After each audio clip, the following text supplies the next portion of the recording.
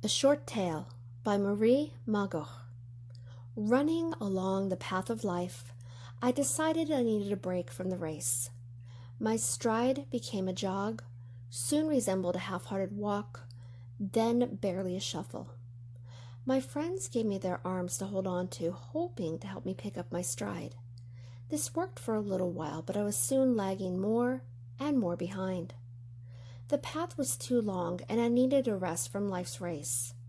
My friends couldn't carry me down the path, and I did not want them to miss out, so encouraged them to run ahead while I rested a little while. I told them I would catch up with them, eventually. Walking off the path, I sat beneath the comfort of a shady tree as I considered my options and watched others pass. In the shadows I found comfort, yet longed to feel the breezes and see the beauty I had once enjoyed while running along that path. As I mused, a few people stopped for a rest and to talk. Their words were encouraging, but the idea of running again continued to exhaust me. One day, a handsome gentleman with the most beautiful blue eyes I'd ever seen walked up the path. I watched him intently. This was something I was not used to seeing. He wasn't running, yet he continued to make progress. He had the sweetest smile and stopped every so often to enjoy the world around him as he sang to himself.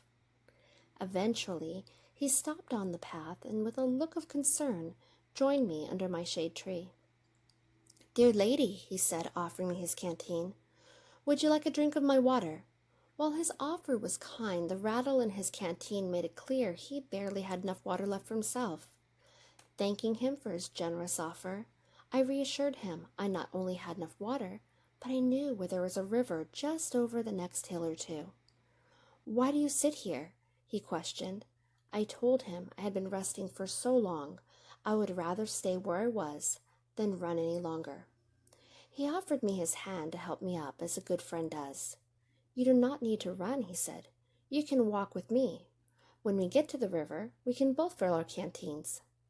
He sang to me as we walked along the path and held my hand just to remind me he was there.